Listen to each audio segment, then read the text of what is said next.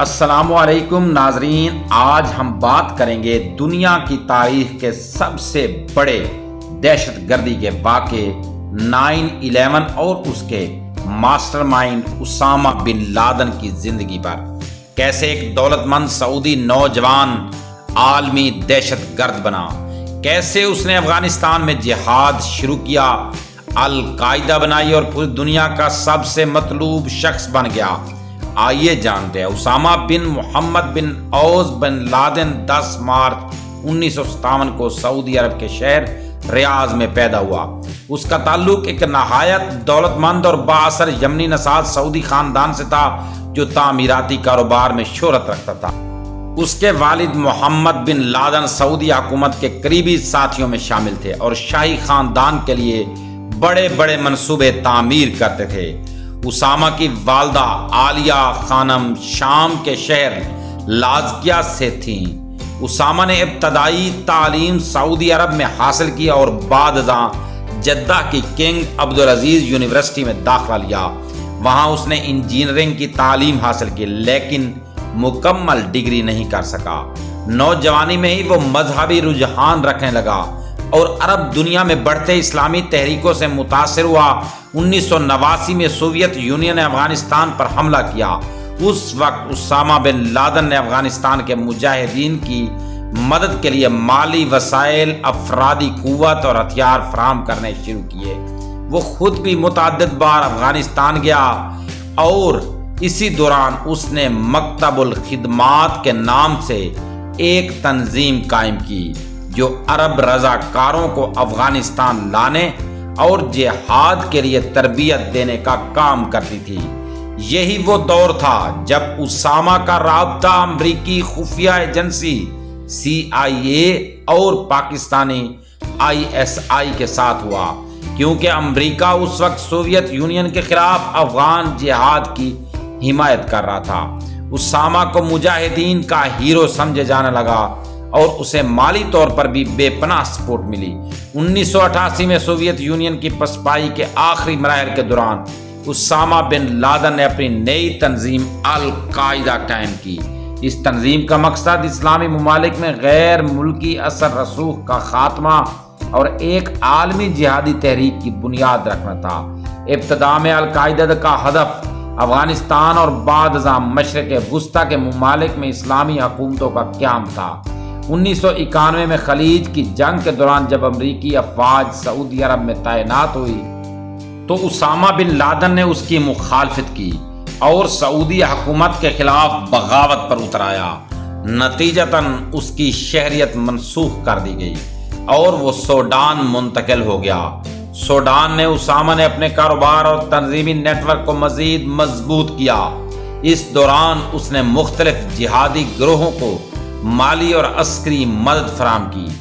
1996 میں بین الاقوامی دباؤ کے نتیجے میں سوڈانی حکومت نے اسے ملک چھوڑنے پر مجبور کر دیا اور وہ واپس افغانستان چلا آیا جہاں طالبان نے اس کو پناہ دی۔ 1996 اور 1998 میں اسامہ بن لادن نے امریکہ اور اس کے اتحادیوں کے خلاف جہاد کا اعلان کیا۔ 1998 میں کینیا اور تنزانیہ میں امریکی سفارت خانوں پر بم دھماکے کیے جن کی ذمہ داری القاعدہ نے قبول کی۔ ان دھماکوں میں سینکڑوں افراد ہلاک اور زخمی ہوئے۔ اسی دوران امریکہ نے اسامہ کو عالمی دہشت گرد قرار دیا۔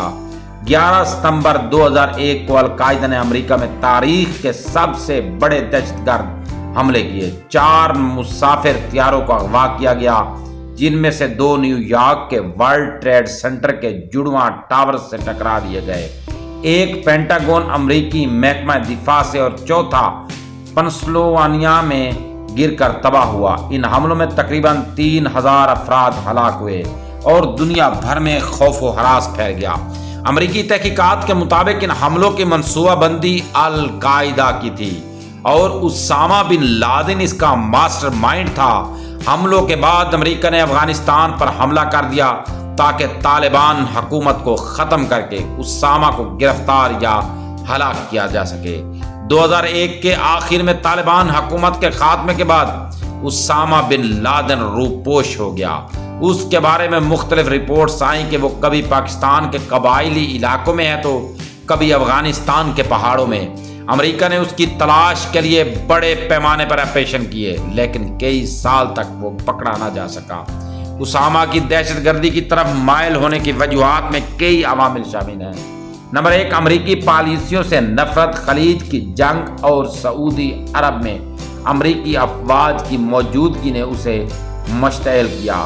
نمبر 2، مذہبی شدت پسندی۔ اسامہ نے وہابی اور سلفی نظریات سے متاثر ہو کر جہاد کو اپنا مقصد بنایا۔ نمبر 3، افغان جہاد کا تجربہ۔ سوویت یونین کے خلاف جہاد نے اس کی عسکری اور تنظیمی صلاحیتوں کو نکھارا۔ نمبر 4، بین الاقوامی حمایت اور وسائل۔ ابتدائی دور میں مغربی اور عرب ممالک سے ملنے والی مدد نے اس کی طاقت کو بڑھایا۔ 2 مئی 2011 کو امریکی نیوی سیلز نے پاکستان کے شہر ایبٹ آباد میں خفیہ آپریشن کیا، جسے آپریشن نیپچون سپیئر کہا جاتا ہے۔ اس آپریشن میں اسامہ بن لادن کو ہلاک کر دیا گیا۔